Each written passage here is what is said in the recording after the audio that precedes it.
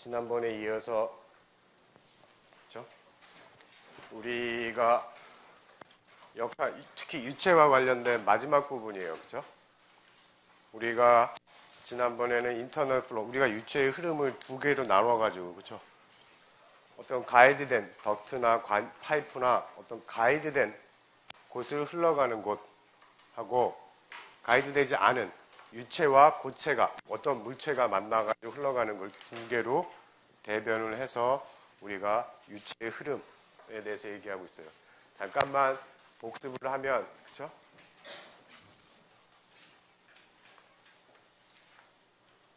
압력차라는 것이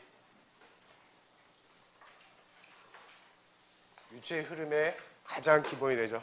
우리가 어떤 물체를 던지려면 힘이 필요해요. 그렇죠? 물체를 던지려면 힘이 필요하다는 걸 다 알아요. 자, 공기를 던진다고 생각해봐요. 공기는 질량은 있는데 형태가 없죠. 그래서 우리가 압력이라는 거를 정의한 거죠. 압력은 뭐죠? 단위 면적당 작용하는 힘이에요. 고체를 던질 때 힘이 필요한 것처럼 유체를 움직이려해도 힘이 필요할 텐데 유체의 경우에는 형태가 없기 때문에 어떤 면을 가지고 밀어주는 거죠.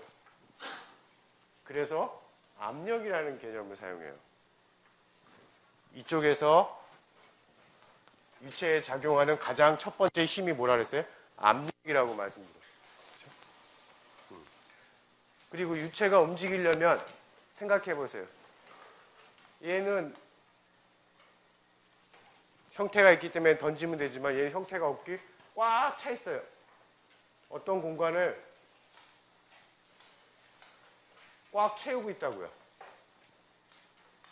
그러니까 얘가 뭔가 가려면 얘도 가야 돼요. 그렇죠? 요 미는 여기서의 힘하고 즉 여기서의 힘하고 똑같으면 어떻게 돼요? 움직이겠어요? 절대 안 움직인다고요. 이쪽에서 미는 힘이 더 커야 이쪽으로 가겠고 이쪽에서 미는 힘이 더 커야 이쪽으로 갈 거예요. 그렇죠? 그래서 유체에서는 압력이라는 개념이 중요하다고 말을 했고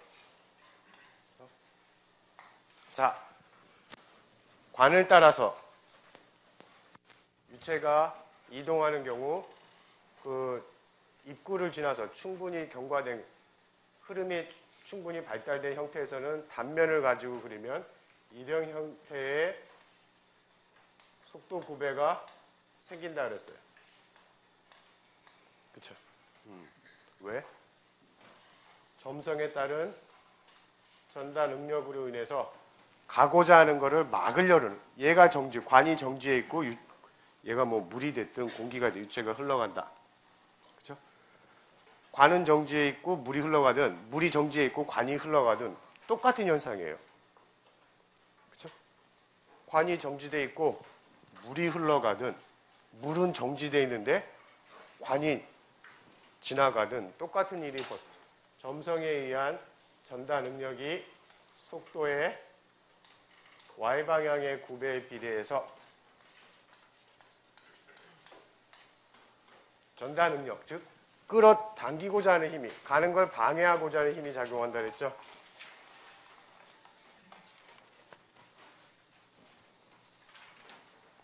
반대 방향으로 작용한다 그랬어요. 그리고 여기서는 no slip condition.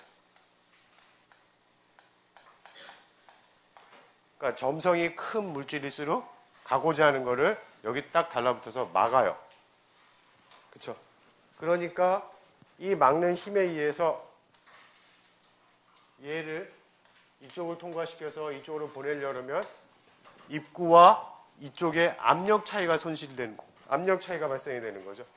여기와 여기 사이에서 압력 차이가 발생이 돼요. 손실이라고 그럴 수도 있겠죠. 여기서 이만한 힘으로 밀어줬는데 그 힘을 다 가져가지 못하고 그 힘의 일부가 손실이 되는 거죠. 왜? 전달 능력 때문에. 그렇죠? 그래서 지난번 거기에 대해서 우리가 충류가 있고 난류가 있다는 얘기를 했어요. 자, 그래서 봤더니 우리가 운동량 보존 방정식을 가지고 전기에서 봤더니 결국엔 어떤 형태로 나타나느냐. L에다가 뭐지? 평균 속도 R 제곱이다. 그렇죠? 뭐 기울어져 있으면 각도가 있을 거예요. 관이 기울어져 있으면. 일단 기울어져 있는 거는 수평이다라고 생각해 보면 결국에서 그렇죠? 압력 손실이라는 거는 이런 관계를 갖는다. 그렇죠? 흘러가는 유체의 점성이 크면 클수록 손실이 더 생긴다. 당연하겠죠? 전달 능력. 가는 거를 흐름을 방해하고자 하는 힘이 세질 테니까. 길이가 길면 길수록 손실이 커진다. 당연하겠죠. 속도가 커지면 커질수록 여기서는 흘러가는 놈의 평균 속도를 에버리지를 얘기해요. 자, 그리고 직경. 이 관의 직경의 반비, 제곱에 반비례한다. 즉 직경이 클수록 손실은 작아진다는 거죠. 직경이 작아지면 작아질수록 손실은 커진다는 거예요. 여러분들 상식적으로 다 이해가 되는 얘기예요. 자, 근데 충류일 때 우리가 이렇게 풀었는데, 그렇죠? 이거를 라운드 관에서 풀었는데 사각일 때는 어떻고, 삼각형일 때는 어떻고, 다양한 형태가 주어질 거예요. 또 충류일 때 이렇게 우리가 운동량 보존 방정식으로 해서 풀 수가 있었지만 못 풀 수도 있어요. 언제? 유동이 굉장히 복잡한 난류의 형태일 때는 풀기가 힘들어요. 그래서 적용한 게 뭐였었죠? 지난번 잠깐 복습이에요. 프릭션 팩터라는 거를 정의해서 압력에 대한 무차원, 단위 길이에 대한 무차원, 그래서 무차원수라는 개념을 적용해가지고 해서 봤더니 레이놀드 수가 나오고 이렇게 되더라. 그렇죠? 레이놀드 수는 뭐냐? 관성력에 대한 점성력의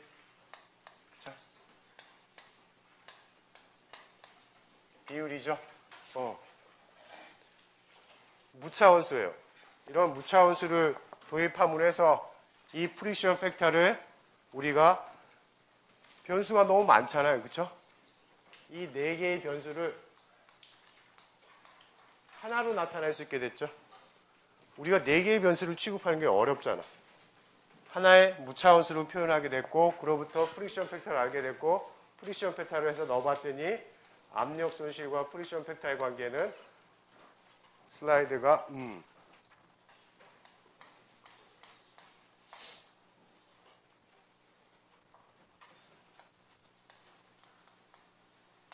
이렇게 되더라. 그렇죠? 이렇게 되면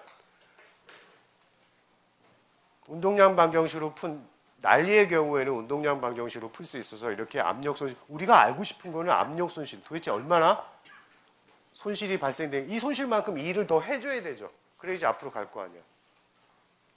그게 알고 싶은 거예요, 우리는. 그렇죠? 근데 만약에 난류인 경우에는 알 수가 없기 때문에 실험이나 이런 걸 통해서 해야 돼요. 그러면 프릭션 팩터라는 거를 난류에도 적용, 실험에 의해서 누군가 구해놨으면 어떤 조건에서 분명히 요거를 통해서 요 값이 오면 자기가 설계하고자 하는 길이 반경 놓고 흘러보내가지고 속도를 넣으면 얼마만큼의 압력 손실이 발생하는지를 난류에, 그러니까 충류뿐만 아니라 터뷸런트, 난류에 대해서도 계산할 수 있다 그랬어요. 쉽게. 만약에 이런 실험 값을 찾지 못할 때는 자기가 실험을 하면 돼요. 뭘 가지고? 동일한 현상이 나타나서 레이놀드 수가 동일하다는 건 뭐라 했죠? 물리적으로 동일한 현상이라 그랬죠. 측정을 하면 되죠. 자, 지난번 인터널 플로우가 배운 데가 거기까지예요. 오늘은 그거를 확대해서 익스터널 플로우에 대해서 배워볼 거예요. 자, 익스터널 플로우가 뭐냐? 반대되는 개념이 있죠. 인터널 플로우가 가이드된 플로우라 그러면 익스터널 플로우는 어떤 물체 주변으로 흘러가는 것. 주변에서부터 먼 것. 예를 들어서 볼까요? 자.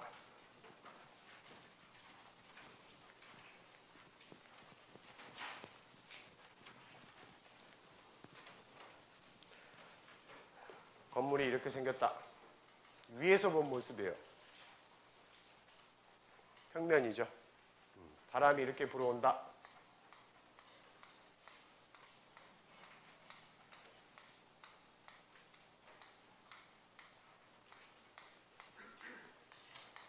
이게 물체죠. 분명히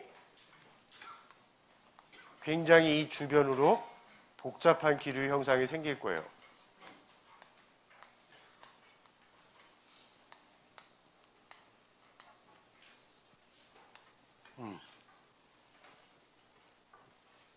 자, 이거는 반대도 돼요. 얘가 물은 공기가 정지되어 있는데 얘가 앞으로 가는 것도 똑같은 현상이에요. 계속 제가 반복해서 얘기하고 있죠. 물체가 정지하고 있는데 유체가 흘러가는 일이나 유체가 정지되어 있는데 물체가 흘러가는 일이나 똑같은 일이죠. 자, 건물 분명히 힘을 받을 거예요. 딸려가려 할 거예요. 그렇죠? 여러분 물속을 걸을 때 생각하거나 분명히 포스가 작용할 거예요. 그렇죠? 그게 알고 싶은 거예요. 도대체 유체가 흘러갈 때 어떤 힘들이 얼마나 작용이 되는지. 어디에? 여기에. 분명히 얘네들을 따라가는, 요 주변을 따라가는 애들은 노슬립 컨디션이나 전달 능력에 의해서 같이 가려고 할 거예요. 야, 같이 가자 그럴 거고, 얘는 버티면서 저항을 해야 될 거예요. 그렇죠? 그런 현상들이에요. 자, 뭐 나중에 일부 리프트 포스, 뭐 포스라 그러면 드랙 끌고 가려는 포스하고, 그렇죠? 리프트 포스, 뭐 책에서 있는 것처럼 설명을 한번 해볼까요? 자, 분명히 힘이 작용한다는 거예요. 책에 있는 걸 그대로 손바닥이다. 참 그림을 못 그려서 미안한데 책에 있는 그림으로 보면 그쵸? 사람의 손이야. 아이 진짜 못 그리겠네. 사람의 손이라고 생각해 봅시다. 사람이 손이 아니라 그래도 돼요. 자, 차창 밖에다가 손을 꺼내놨다. 바람이 이렇게 분다. 그렇죠? 바람이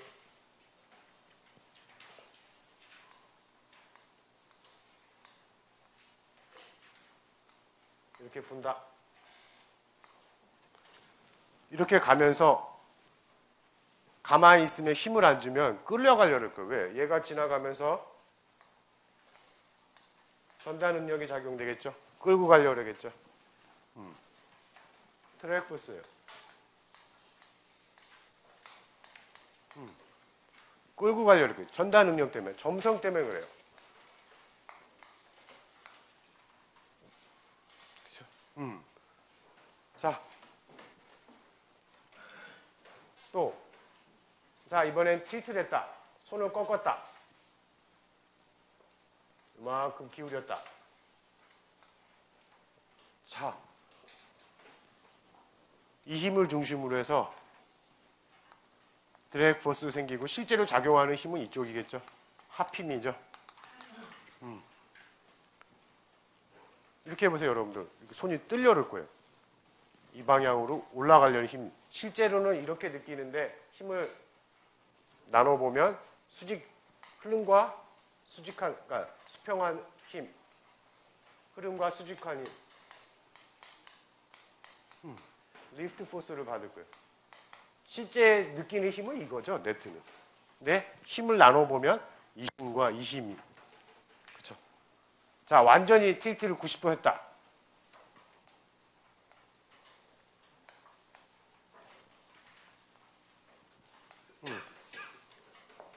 드래그 포스를 받겠죠. 리프트 힘은 약해지겠죠. 완전히 이렇게 되겠죠. 그렇죠. 자, 그럴 때 작용하는 힘을 알고 싶은 거예요. 힘. 포스.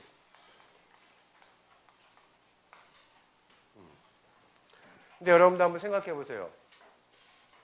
자동차가 50km/h의 속도로 달릴 때 창가에서 손으로 이렇게 수직을 했을 때 느끼는 힘하고 공기 속을 달릴 때 하고, 자, 물속을 50km/h의 속도로 달릴 때 하고 손이 받는 저항의 힘은, 드래그 포스는 어떤 게 더 클까? 손 안 부러질까? 괜찮을지 모르겠네. 근력이 있어야 될 거예요. 굉장히 힘이 많이 작용할 거예요. 여러분들이 생각하기. 공기 중에 50km? 견딜 수 있을 거예요. 물속에 50km? 틀릴 거예요. 차이가 뭐죠? 결국엔 밀도와 점성이에요. 똑같은 속도로 흐르더라도 느끼는 힘은, 우리가 관심 있는 건 힘이라 그랬어요. 고체에 작용하는, 물체에 작용하는 힘이 얼마나 작용하는 게 알고 싶은 건데, 밀도에 따라서, 점성에 따라서 똑같은 속도라도 틀릴 거예요. 물론 밀도와 점성이 똑같더라도 속도에 따라서, 흘러가는 유체의 속도 또는 유체가 정지되어 있고 물체가 진행하는 속도에 따라서 이만한 힘이 더 많이 받을 수 있을 거예요. 그렇죠? 그러면 이런 힘들을 막으려면, 건물을 가급적이면 유선형으로 해놓는 게 어떤 게 좋을지는 여러분들 설계할 때, 그렇죠? 이런 것들, 익스터널 플로에서 알고 싶은 건 그런 거예요. 도대체 얼마만큼의 힘이 유체에 의해서 물체에 적용되는지. 건물이면 어떻게 돼요? 태풍이 온다. 태풍 견뎌내겠죠. 태풍에 쓰러지면 큰일 나겠지. 그 힘을 알아야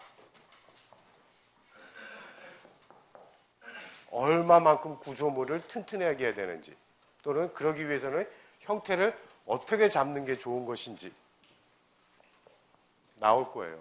그렇죠? 그게 익스터널 플로어의 기본적인 하고자 하는 내용입니다. 자, 뭐 충류나 난류에 대해서는 인터널 플로어에서도 얘기했지만, 여기서 한번 다시 인터넷에서, 여기서 사이트에서 가져온 사진이에요. 담배 연기요. 담배 피면 안 돼. 그렇죠? 금연해야 되지만, 자, 공기가 안정되어 있는 상태예요. 뭐 바람이 부는 거, 공기가 가만히 안정되어 있는데 연기가 흘러가는 걸 보세요. 여기서부터는 아주 체계적으로 조직화돼서 살살 올라가다가 어느 순간 이 벌크가, 볼륨이 비규칙적인, 즉 믹싱을 일어나는 변동을 나타나기 시작해요. 공기가 있는 거 아니에요? 가만히 있는데 갑자기 속도가 점점 빨라지기 시작하면서 최종적으로는 어떻게 돼요? 완전히 불규칙한 터뷸런트가 돼버려요. 그렇죠? 와류라든지 이런 형태, 확산이라는 측면에서 여기서는 확산이라는 게 안 일어나죠. 자세히 보세요. 그냥 그대로 다 같이 끌려가. 점성에 의해서 다 같이 사이좋게 가. 하지만 어느 정도 속도가 증가하다 보면 이렇게 가는 방법보단 이렇게 섞이는 게 혼합이 더 잘 되겠죠, 사실은. 이렇게 가는 건 혼합이 아니죠. 디퓨전이 안 일어나는 거죠. 그렇죠? 이런 흐름에 따라서 틀려져요. 왜 이런 얘기를 하냐? 분명히 우리가 인터널 플로에서도 충류일 때는 우리가 운동량 보존 방정식이나 어떤 식을 적용해서 풀기가 쉬웠는데, 난류로 가면서 예측이, 뭐 최근에는 CFD라든지 다양한 난류 해석 모델이 개발이 돼서 전산 유체 해석을 이용해서 풀 수 있기도 하지만, 이러한 영역에 있어서는 굉장히 해를 구하기가 어려워요. 하지만 일어나요. 그렇죠? 자, 그럴 때 아까도 우리가 건물, 어떤 봉을 보던 건물이라고 생각해도 좋아요. 건물의 평면이다. 바람이 분다.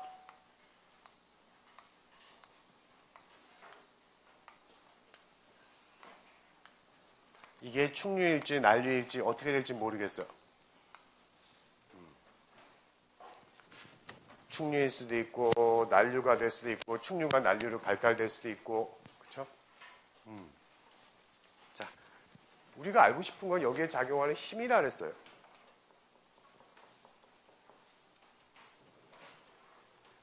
자, 이 멀리 있는 바람은 사실 이 주변에 어떠한 기류가 형성이 되겠죠. 하지만 여기서 멀리 떨어져 있는 이 주변의 기류는 전혀 영향을 안 받는 부분이 생길 거 아니야. 그렇죠? 이게 사문이다. 건물의 평면에서 단면이라고 생각해도 딱 잘랐다. 앞들이는 거다. 바람이 이렇게 분다. 얘는 영향 안 받죠. 이쪽 영역도 그대로 가. 얘네들은. 물체와 흐름에 작용을 해서 영향을 받는 영역이 있을 거 아니에요. 이렇게. 이 부분만 우리가 해석하면 되지 사실은 이 부분까지는 해석할 필요가 없죠. 얘네도 상관없이 가잖아요. 그렇죠? 그것이 바운더리 레이어라는 거예요. 이 평판에서 이야기해 볼까요?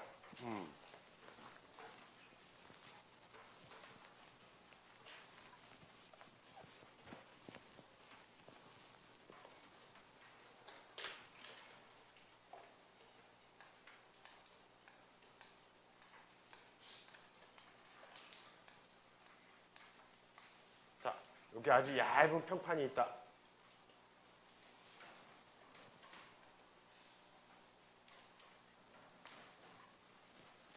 바람이 이렇게 흘러간다. 분명히 여기는 노슬립이라 그랬죠.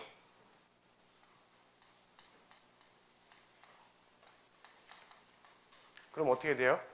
얘가 유체가 흘러가면서 평판을 가만히 두려고 할까요? 같이 끌고 가려고 할 거예요. 분명히. 얘도 얘를 뒤로 끌고 가려는 힘이 분명히 작용할 거예요. 속도에 따라 틀리겠고 어떻게 돼야 틀리겠지만 분명히 평판에 어떤 힘이 작용할 거예요. 같이 가려고 하는 점석에 의해서. 자, 그렇게 해서 봤더니 아까 그 담배 연기 같은 걸 생각해 보세요. 초반에 여기 올 때 노슬립 여기 있는 그죠? 처음에는 다 똑같은 속도로 출발을 했는데 여기 딱 오자마자 어떻게 돼요? 얘는 노슬립이니까 속도가 0이 되겠고 그 위에 있는 놈들은 이렇게 해서 속도 구배가 형성이 되겠죠. 이렇게 될 거예요. 얘는 여기에 잡혀가지고 위에 가는 놈을 끌고 잡아당기려고 위에는 야 너도 같이 가려래 가지고 이러한 어떠한 속도 구배가 생길 거예요.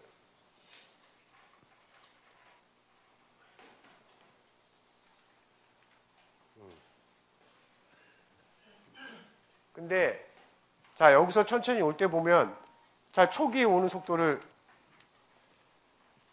이렇게 표기하면 얘가 끌고 가는 전달 능력이 작용하는 거리가 어딘가 있을 거예요. 그 이상은 초기 속도랑 똑같은 속도로 갈 거예요. 영향을 안 받는 거죠. 여기서 그림에서 보는 것처럼. 그죠? 얘가 전달 능력이 미치는 힘이 여기까지였다라는 거예요. 여기 이상부터는 초기 속도랑 똑같이 온다라는 거예요. 그 점을 직선적으로 연결해 봤더니 이런 형태로 보이더라라는 거예요. 단면으로 봤더니. 즉 무슨 점이냐? 속도가 초기 속도의 약 99%가 되는 위치의 점을 단면적으로 찍어봤더니 이렇게 되더라라는 거예요. 그쵸? 즉 여기서의 영역은 요 영역은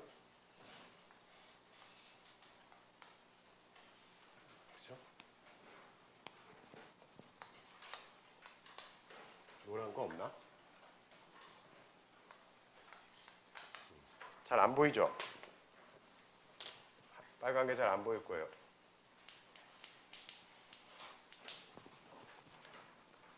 점성이 비스코시티가 작용되지 않은 영역이 있고요. 이건 해석할 필요 없죠. 얘가 작용하는 힘은 평판에 아무 영향을 안 미쳐. 봤더니 요 안에 있는 내부 영역들, 요 부분이 비스커시티에 의한 거죠.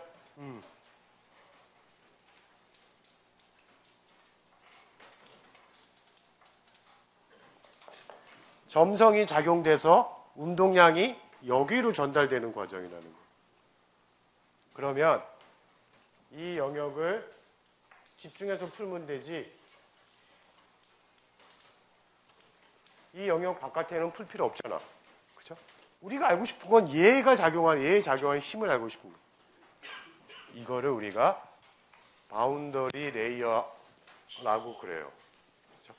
물론 현상에 따라서, 물리적 현상이 속도와 흘러간 유체의 밀도에 따라서, 그 다음에 평판의 조밀도에 따라서 이 두께는 굉장히 두꺼워질 수도 있고 얇아질 수도 있고 그럴 거예요.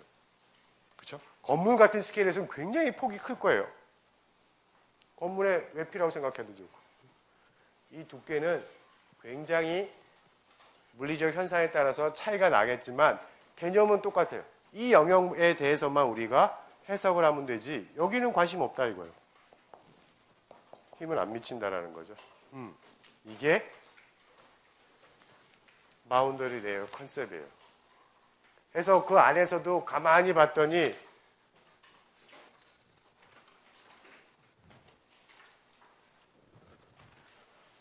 색깔 있는 분필 있으면 좋겠다. 자, 차곡이 흘러가는 충류가 영역이 되는 곳이 있으면, 그쵸? 아까 담배 연기에서 봤죠? 아주 오더드, 정연하게 이렇게 흘러가는 영역이 있고, 어느 지점에 가서는 평판에 따라서 충류만 형성이 되면 굉장히 좋은데, 어느 영역에 가서는 조금씩 책에 있는 것처럼 불규칙한 믹싱이 나타나기 시작해요. 자, 여기에 주된 속도 구배는 뭐에 의한 거죠? 여기서의 주된 속도 구배는 전달 응력에 의한, 그렇죠? 전달 응력에 의해서 속도 구배가 형성이 되는데, 여기서부터는 이제 믹싱이 나타나기 시작해요. 믹싱이 나타나요. 속도를 위아래로, 상하로 섞어주죠. 그러다가 좀 더 발달하게 되면 완전히 발달된 터뷸런트 영역이 생기면서 이 바운더리 레이어도 굉장히 급속하게 커져요. 이 영역이 난류의 영역이 되겠죠. 물론 여기서 슬라이드에서 원으로 그렇지만 이렇게 원은 굉장히 불규칙한, 그렇죠? 와류를 형성해서 믹싱이 일어나는 거예요. 뭐의 믹싱이에요? 운동량의 믹싱이에요. 운동량은. 여기서는 운동량이 어떻게 제어됐어요? 전달 능력에 의해서 제어가 되다가 오더도 됐죠. 그 제어가 속도가 빨라지기 시작하면서 제어가 있고 믹싱이 일어나게. 이렇게 된다는 거예요. 동시에 일어나죠. 우리 관에서 흘러갈 때, 인터널 플로우에서는 어떻게 했어요? 관에서 흘러가는 게 난류일과 충류일과를 레이놀드 수를 가지고 판별해서 난류로 흘러간다 그러면 난류를 맞는 프릭션 팩터 값을 가지고 압력 손실 값을 구하면 됐는데, 그렇죠? 힘을 구하면 됐어요. 난류다. 난류에 대한 프릭션 팩터. 충류다. 충류에 대한 경우로 가져오면 되는데, 이 경우에는 어떻게 돼요? 동시에 일어나죠. 충류도 있고 전이층도 있고 난류도 있고, 이게 동시에 일어나서 이 판을 끌고 가려고 해요. 힘이 작용될 거예요. 그렇죠? 그게 틀린 점이에요. 뭐랑? 인터널 플로우랑.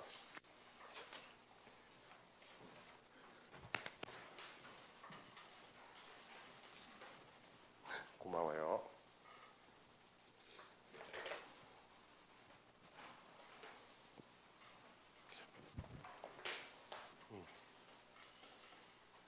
자, 이걸 어떻게 풀까?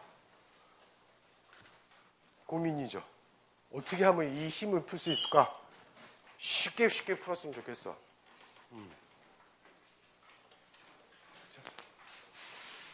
근데 쉽게 풀리지는 않아. 굉장히 우리가 알 수 있는 여기다가 어떤 공간에 미소 최적이죠. 컨트롤 볼륨 이걸 잡고 여기다가 그동안 여러분들이 배웠던 방정식을 적용해서 결국엔 뭐겠어요? 힘을 알고 싶은데 뭐가 중요했죠? 힘을 좌우하는 거는 밀도. 작게 써서 미안해요. 그렇죠?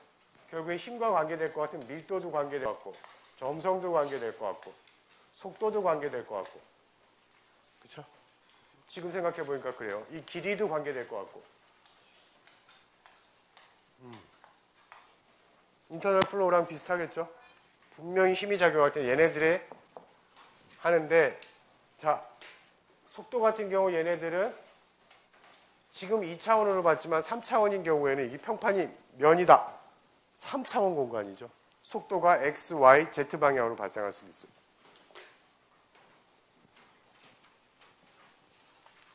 x 방향, y 방향, z 방향에 대해서. 그렇죠? 이 우리가 주로 미적분을 적용해서 에너지 이 컨트롤 볼륨에다가 물체의 유출입이나 그렇죠? 우리 질량 보존 방정식을 연력학 제1법칙 할 때 같이 했죠.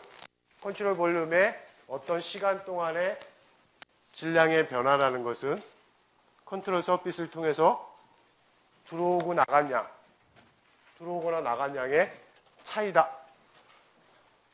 라는 질량 보존 방정식을 컨트롤 볼륨에다 적용하고 두 번째는 우리가 인터널 에너지에서 인터널 플로어에서 했던 것처럼 운동량 보존 방정식을 저 컨트롤 볼륨에다가 적용하면 돼요.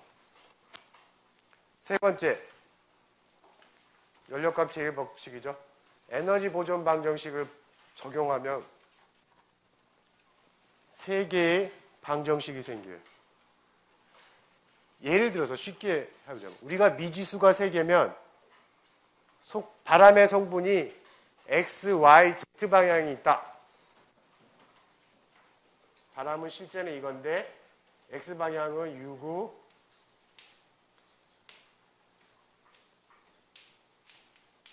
그렇죠? 속도를 속도를 알면 왠지 힘이 얼마나 작용되는지 알 수 있을 것 같아요. 밀도가 일정하다고 보면 되고 점성도, 길이도 속도의 성분을 알아요. 여기서 도대체 속도가 어떻게 분포가 되면 알 것 같아요. 자, 속도도 벡터이기 때문에 3차원이죠. 차원 생각하지 말고 미지수가 3개야. 미지수가 3개면 연립방정식이 3개 필요하죠, 식이. 미지수 3개를 맞추려면 유일한 해 하나를 맞추려면 식이 3개 필요해요. 미지수 3개인데 식이 2개다. 머리 좀 써야겠죠. 비슷한 원리예요. 이걸 풀기 위해서 식을 3개 적용하게 되면 풀려져요. 어떻게? 지금 여기서 얘기하는 부분은 직접 적용하는 부분인데 여러분들이 아마 학부에서는 이거를 직접 적용하는 경우 거의 드물 거예요. 최근에는 전산 유체역학이라 해서 CFD가 발달돼 있어서 이거의 해를 직접 구하는 방법은 거의 없어요. 어려워요. 특히 난류일 경우. 물론 최근에는 난류의 어떤 여러 가지 모델이 개발돼서 난류도 정확히 예측할 수 있는 툴이 됐지만 전산적인 엄밀해를 구하기가 어려운 거예요. 전산해를 구하는 경우가 많아요. 자, 근데 한번 봅시다. 식이 어떻게 나타나는지. 참고로 보면 돼요. 꼭 알고 있을 필요는 없어. 아, 저렇게 되는구나. 질량 보존 방정식을 풀어서 여러분도 아는 거예요. 여기 안에서의 어떤 시간 동안에 질량의 변화라는 거는 들어온 놈, 나간 놈의 차이잖아. 그렇죠? 들어온 놈. 근데 방향이 있겠죠? X방향, Y방향. Z방향이 있으면 Z방향에서 들어오겠지. 결국엔 최적 적분이죠. 어떤 시간 동안에 컨트롤 볼륨의 질량의 변화라는 것은 컨트롤 서피스를 뜻해요. 요 면들이죠. 점선으로 표시한. 요 면들을 통해서 들어오거나 나간 것의 차이값이에요. 그러면 결국에는 식으로 표현하면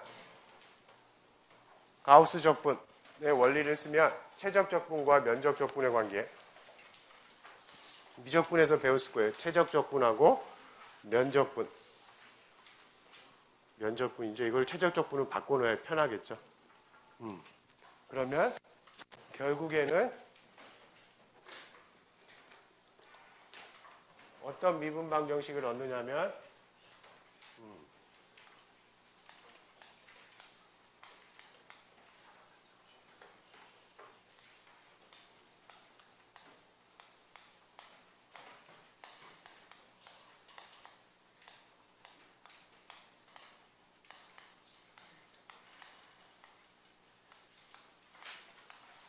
이런 형태의 미분 방정식을 얻어요. 보통 이거를 우리가 편미분이라고 그러죠. 미분이죠. 방향에 따라서. 만약 2차원이다. 쉬워지겠죠. 뭐 2차원이면. 이렇게 되겠죠. 정상 상태다. 이렇게 되겠죠. 요 해 구할 수 있겠죠. 밀도는 상수다. 빠져나오겠고. 즉 제로가 되는 함수를 찾으면 되죠. 그러면 속도에 대한 기본적인 조건이 주어졌어요. 저렇게. 속도에 대해서 편미분하게 된 값이 제로다. 자, 두 번째. 이거보단 좀 더 어려운데 자, 질량 보존 방정식을 썼다. 컨트롤 볼륨의 요 내부에 대해서 지금 얘기하는 거예요. 자, 요건 먼저. 자, 분명히 여기에도 우리가 인터널 플로우에서 했던 것처럼 운동량 보존 방정식을 저 미소 초적에다 적용하면 될 거예요. 그쵸? 이 방향으로 전달 능력이 작용이 될 거예요. 위에 놈이, 요 밑에 있는 놈, 여기 유체가 지나가는 영역이라고 생각해요. 영역. 밑에도 유체가 지나가겠고 위에도 지나가면 요 지나가는 놈과 밑에 응력이 생기겠죠. 당연히 이 방향으로도 생기겠고 Z방향으로도 생기겠죠. XY, Z방향으로 분명히 힘이 생길 거예요. 운동량 보존이라는 게 뭐예요?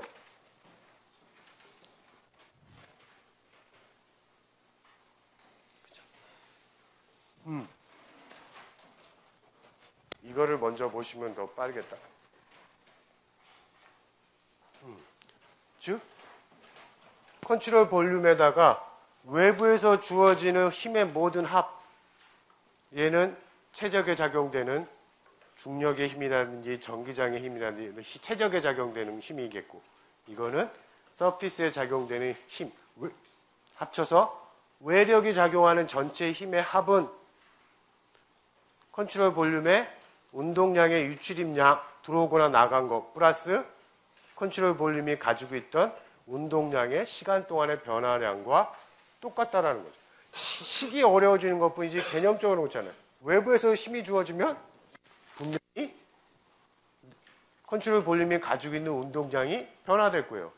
근데 이게 정지장이 아니라 유동장이기 때문에 컨트롤 볼륨 내에 뭐가 들어왔다가 나갈 거예요. 들어오면서 가지고 온 운동량, 나가면서 가지고 온 운동량, 그 네트가 여기에 남는 거겠죠. 그게 운동량 보존 방정식이에요. 자, 그걸 뭐 어렵게 물론 이 부분은 교과서에 없는 부분이에요. 하지만 뭐 참고로 뭐 스트레스라는 얘기까지 했다고. 바디 포스는 아까 얘기했죠. 최적력이라고. 최적의 중앙에 작용해요. 중력이나 전자기력 이런 것들이겠죠. 바디 포스라서 B자를 붙여요. 이거는 뭐 컨트롤 볼륨의 센터에다 잡아놓고 힘이 작용한다라고 그러면 돼요. 응? 분명히 표면에서도 여기서 작으니까 안 보일 테니까 이 표면에서도 최적력은 뭐예요? 중심에다 딱 놓고 중력이 작용한다. 있는 애들이 분명히 무게가 가지고 있기 때문에 중력이 작용하겠죠. 최적력이야. 하지만 여기 주변에 있는 애들은 최적력뿐만 표면에서 힘을 받아. 압력을 받기도 하겠죠. 압력을 받기도 할 거야. 압력도 받을 거고 스트레스도 전달 능력도 받을 거예요. 이 방향으로 받고 이 방향으로 받고 뭐 앞뒤 방향으로도 받고 그렇죠? 표면에는 힘이 작용할 거예요. 그 표면에 있는 힘을 자세히 보면 두 가지일 거예요. 아까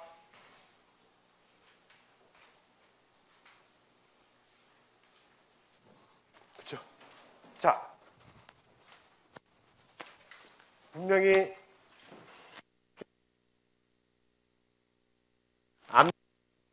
이 두 개가 합해서 작용하는 힘처럼 보일 거예요. 확대해서 보면 자, 압력 받겠죠? 전달 능력 받겠죠? 그러면 전체의 합은 이 방향으로 작용되겠죠. 그거를 분절해서 보면 이만한 힘과 이만한 힘의 합으로 볼 수 있겠죠. 이 힘이 합이 실제로는 서피스 이렇게 작용되는 것처럼 나타나는데 걔를 분절해 보면 수평 방향과 수직 방향으로 나눌 수 있겠죠. 그게 표면력이에요.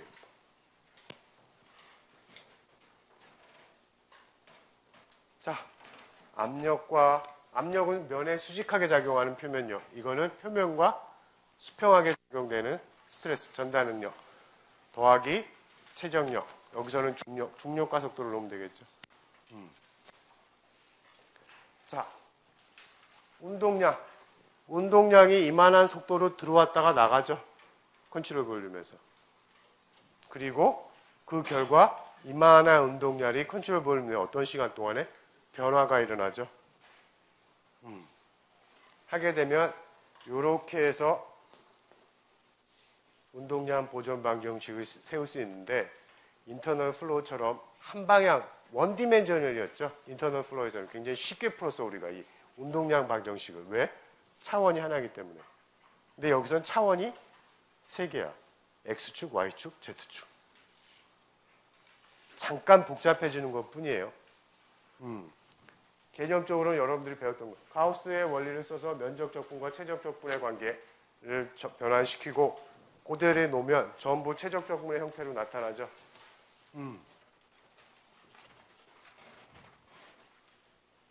자,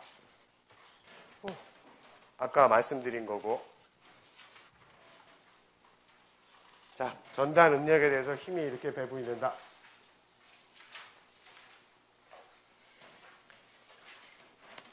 그거를 X방향, Y방향, Z방향 여기까지 전개되는 과정은 설명 안 할게요. 관심 있는 사람은 풀어보고 개념만 일단 이해하시면 돼요. 그렇죠? 이렇게 해서 운동량 방정식이 X축, Y축, Z축 방향으로 방정식을 3개를 얻게 돼요. 그렇죠? 아까 우리 질량 보존 방정식에서 방정식 하나 얻었죠. 편미분 방정식. 여기서 방정식 3개였죠. 특히 이 방정식을 NS 방정식이라고 해요. 유체역학에서 가장 첫 번째 산이 되는 방정식이에요. 이 방정식을 수치 차분해서 속도장을 구하고 속도장을 구해서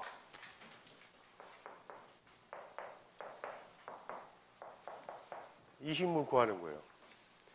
근데 이 3개의 방정식의 엄밀해를 구할 수가 없어요. 몇 가지 가정을 안 하면. 가정을 하게 되면 구할 수 있고. 그렇죠? 대부분 그래서 최근에는 CF들에서 전산, 유체, 수치 해석 방법을 이용해서 요거를 차분, 차분이든 적분이든 수치 해석적인 방법으로 해를 구해요. 이것만 있느냐? 온도도 맞출 수 있어요. 분명히 마찰열은 온도의 손실로 간다 그랬죠. 에너지 보존 방정식을 적용하게 되면 우리가 익히 알고 와 있던 방정식이 이거예요. 이거. 어떤 시스템, 컨트롤 볼륨에 주고 나온 열, 1 물질의 유출입이 있는 경우죠. 이 경우에는. 그렇죠? 이 영역으로 물질이 들어오기도 하고 나가기도 하죠.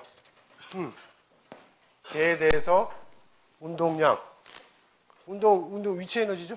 운동 에너지, 열과 관련된 에너지, U,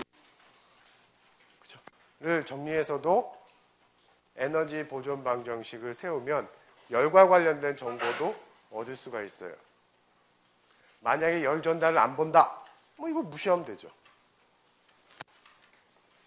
자, 이렇게 해서 이거를 다 풀래 그러면 얼마나 이거 지금 머리가 아파요. 이걸 풀 재간이 없어. 그쵸? 우리가 알고 싶었던 건 이것뿐이야. 도대체 이 힘이 이거를 알면 이 플레이트를 동그랗게 말아봐요.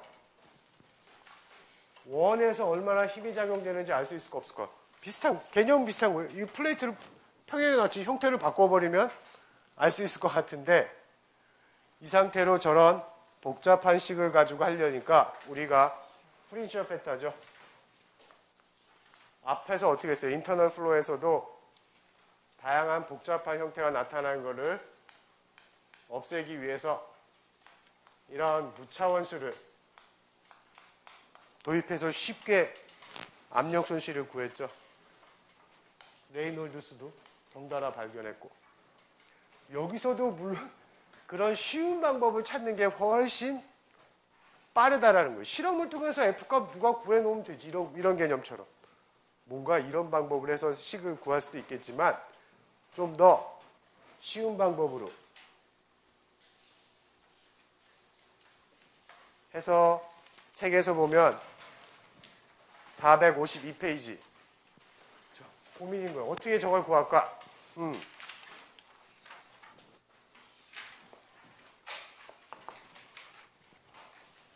이런 복잡한 수치 해석적인 방법 말고 좀 더 심플하고 이런 개념을 이용해서 구할 수 없을까? 쉽잖아요, 그러면. 그렇죠? 여기도 그런 개념을 한번 써보자라는 거예요. 그래서 책에서 보면, 그렇죠?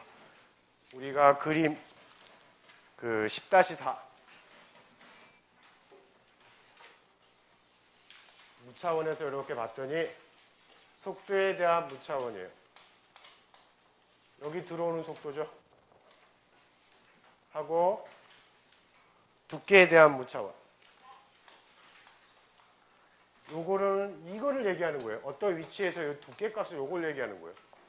바운더리의 두께. 위치마다 달라진다 그랬죠. 이 방향이 X방향이고 이 방향이 Y방향이에요.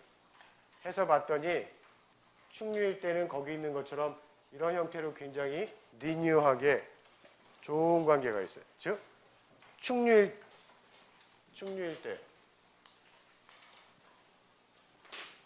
난류일 때 충류라는 건 이 영역을 뜻하죠.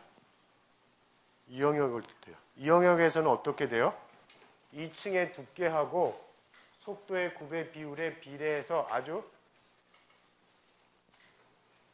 선형적인 관계를 잘 나타내요. 난류에서 봤더니 어떤 점에서 변화가 없다 급격히 올라가요. 튜블런트. 여기죠. 이런 관계가 있다라는 거예요. 자, 그러면 분명히 난류일 때는 난류 영역이라는 거죠. 충류. 일단 이거를 한꺼번에 다 풀어서 F값을 구하는 거는 복잡하니까 우리가 선형적인 관계가 잘 나타나는 충류에 대해서 먼저 한번 이런 개념이 적용이 가능한지 안 한지 식으로 풀 수 있는지 없는지 알아보자라는 거예요. 그렇죠? 그래서 봤더니 뭐 풀렸으니까 여기 제가 쓰겠죠. 책에 있는 것처럼 책에 452페이지에 그쵸? 식 10-4가 있어요. 어떤 X의 위치에서의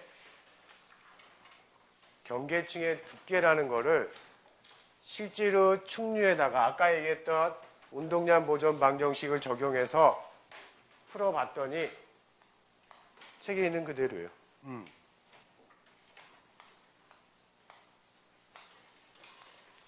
요렇게 나타나더라라는 거예요. 요 영역에서는. 승류에서는 봤더니 이렇게 되더라는 거예요. 식을 풀었더니. 자, 그러면 여기에다가 우리가 프리션 팩터를 잘 생각한 거죠. 프리션 팩터 F값 한 것처럼 비슷한 개념으로 경계층의 두께를 알면 분명히 전달 능력도 알 수 있을 거예요. 전달 능력이 뭐예요? 얘가 유체가 가면서 평판을 끌고 가려는 힘이죠. 책에 있는 것처럼 전달 능력. V, 유해.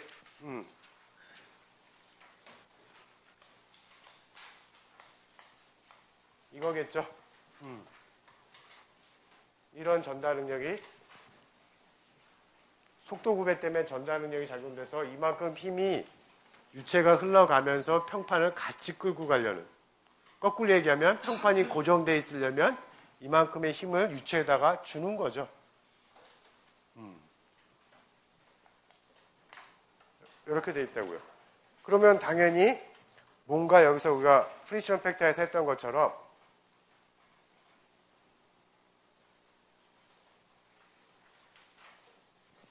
쓸 자리가 없네.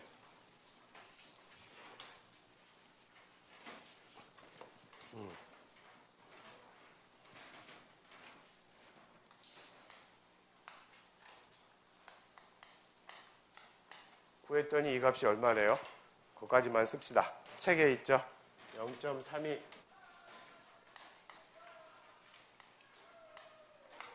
가려질 가능성이 굉장히 큰데 그래서 이쪽에다 씁시다.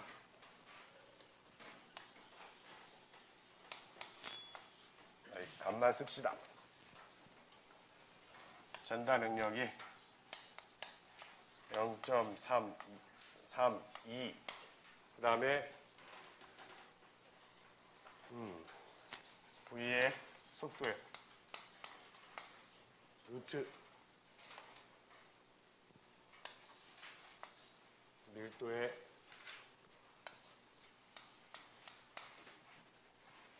계산해 봤더니 여기서 저렇게 되더라는 거예요. 가만히 보면 여기도 뭔가 밀도가 나오고 점선 계수가 나오고 위치가 나오고 속도가 나온 거 보니까 뭔가 레이놀드 수로 나타낼 수 있을 것 같죠? 신기하게도. 자, 그래서 처음으로 프릭션 팩터처럼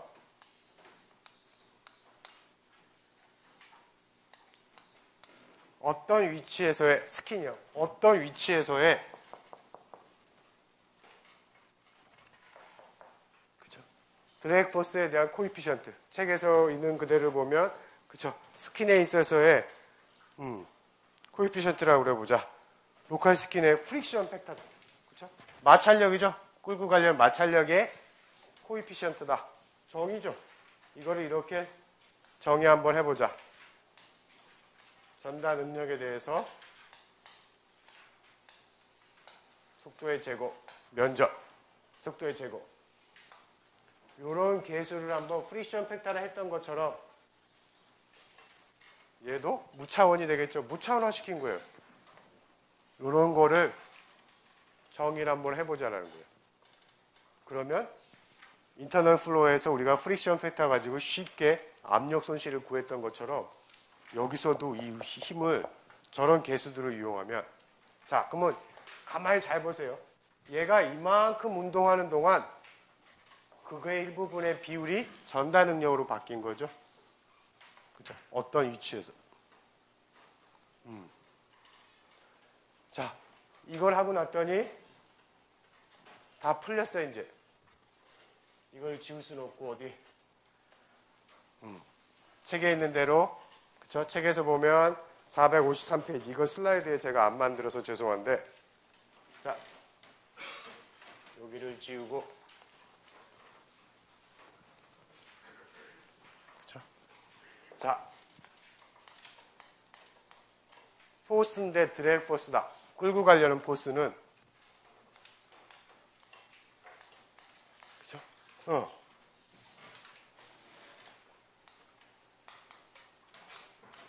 여기서부터 여기까지인데 일단은 여기까지라고 하면 전단 이거는 전부 측류에만 적용되는 식이었기 때문에 여기까지만 이라고 한번 여기는 한번 생각하지 말고 여기까지만 생각해서 저 여기까지의 면적 하면 유체가 흘러가면서 압력과 밀도가 이건 유체가 이만한 속도로 흘러가면서 분명히 전달 능력이 발생될 거고 평판에도 전달이 됐을 거예요. 그 힘이라는 걸 이렇게 표시할 수 있겠죠. 책에 있는 것처럼. 자, 그러면 전체 면적의 평균값, 여기 전체의 평균값 하고 y드에다가 폭이죠. 길이.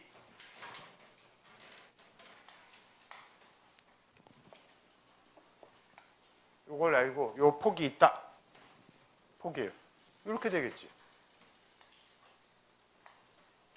요만한 힘이 이만한 면적에 작용하는 거죠. 면적이 와이드, 깊이, 길이, 깊이, 길이에요. 면적이 되겠죠. 그게 분명히 여기에 작용했을 거예요.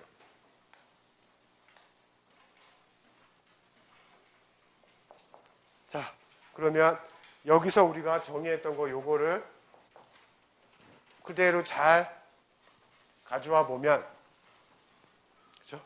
자, 드래그 포스 코에피션트는 전달 능력이 이거지 뭐. 얘잖아.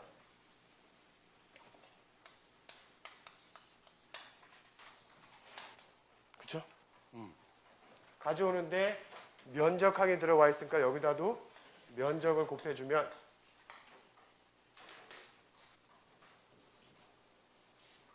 이런 값이 생기죠. 새로운 프릭션 팩터와 같은 계수값이 생겨요.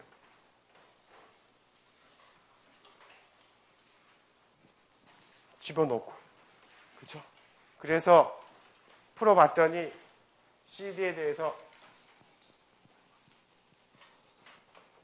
풀어봤더니 책에서 보면 10-7이에요.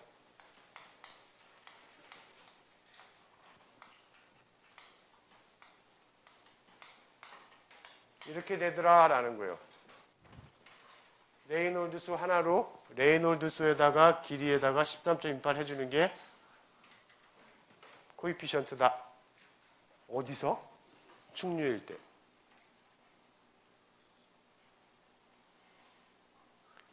그러면 결국엔 이걸로부터 자 이게 1번이에요. 레이놀드 수를 구해.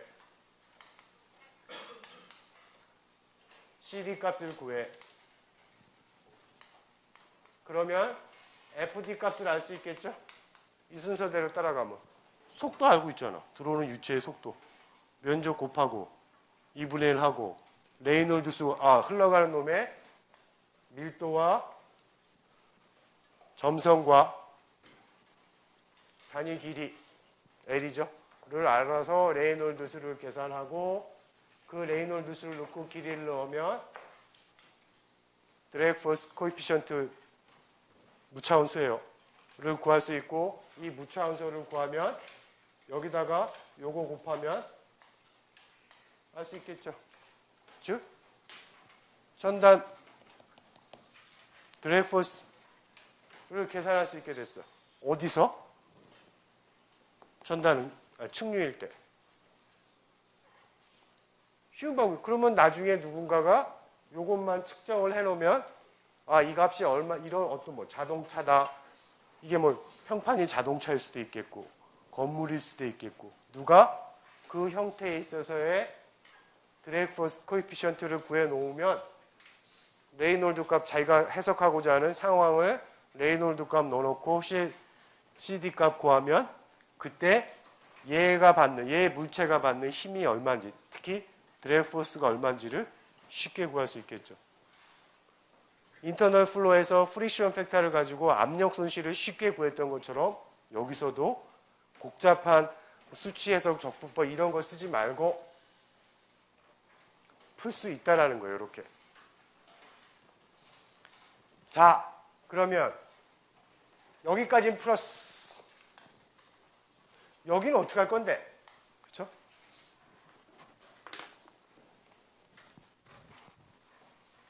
여기 터뷸런트 영역은 여기는 어떻게 할 건데? 해를 구할 수 있다 할 수 없다. 여긴 굉장히 해를 구하기가 어려운 영역이에요. 그래서 인터널 플로우에 마찬가지로 여기에 대한 튜뷸런트 값은 실험에 의해서 구하는 방법이 가장 좋아. 이거를. 요 값을. 실험에 의해서.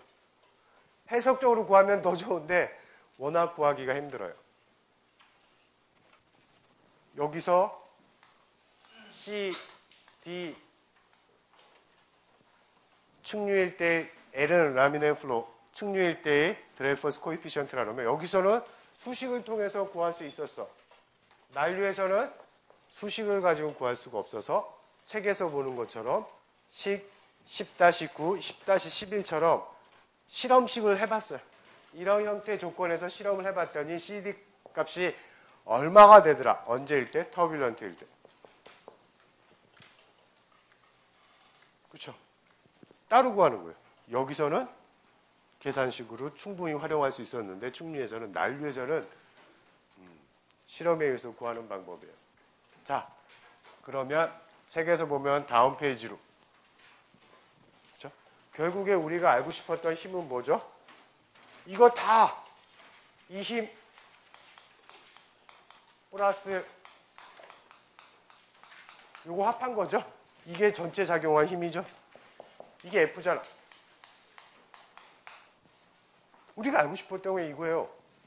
도대체 이 평판이 얼마나 이렇게 힘을 받아서 끌려가려고 그러느냐. 그럼 내가 잡아두는 거죠? 안 끌려가려면 잡아둬야 되는 거지.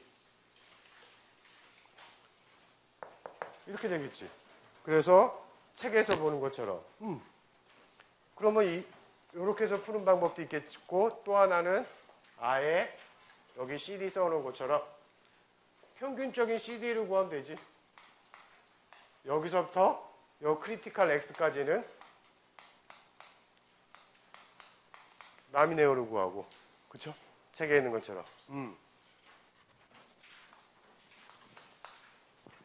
이 부분은 크리티컬 이후부터 끝까지는 터뷸런트에서 구한 거 구하면 되고, X로 해도 되고, 뭐 단면적으로 해도 되고. 이렇게 해서 요거 평균값 구하면 결국에 이렇게 된다고요. F는 C 평균값, 발을 칠까? 평균값에다가 속도 곱하면 이렇게 된다는 소리죠. 그러면 얘가 끌려가려고 하는 힘을 구할 수 있을 거다 그랬어요.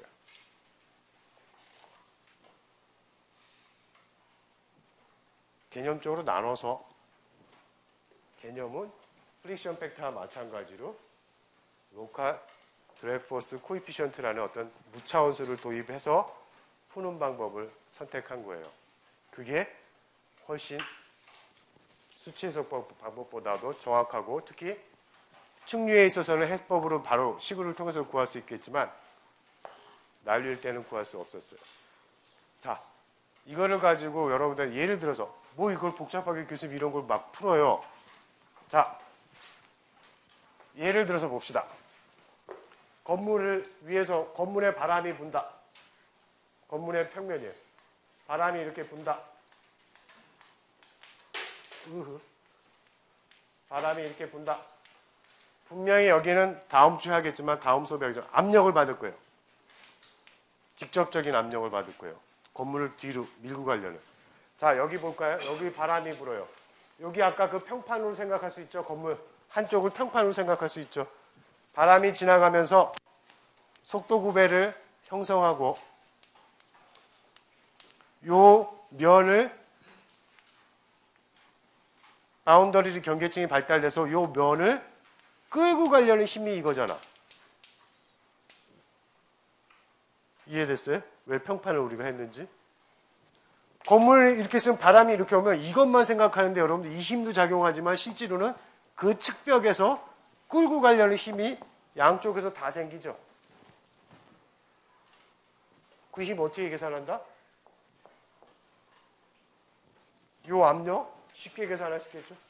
풍압과 동압과 정압의 관계를 이용하면 여기 있는 작용하는 힘이 압력에 의한 힘, 프레셔, 드래그 포스 프레셔도 구했어. 요 두 개 합치면 건물이 이겨내야 될 힘이죠. 그렇죠?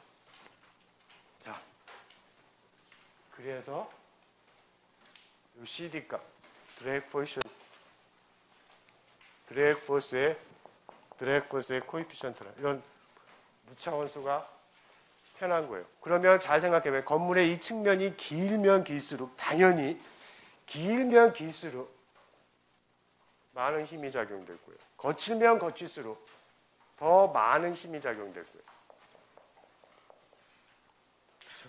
고층 건물이라서 바람에 지상보다 고층으로 올라갈수록 높이로 올라갈수록 바람의 풍속이 세지는데 매끈하게 처리해야 되는 이유가 그런 이유들이에요. 표면들을. 왜? 여기에 돌출 부분들이 있으면 그만큼 드래그 포스가 바람이 끌고 가려는 힘이 더 세져요. 자, 오늘은 그 이스터널 플로의 첫 번째 부분에 대해서 우리가 했고, 다음 수업에서는 실제로 이제 드래그 포스와 리프트 포스를 나눠서 얘네들을 어떻게 활용하는지에 대해서 설명을 드리겠습니다. 오늘은 여기까지 하겠습니다.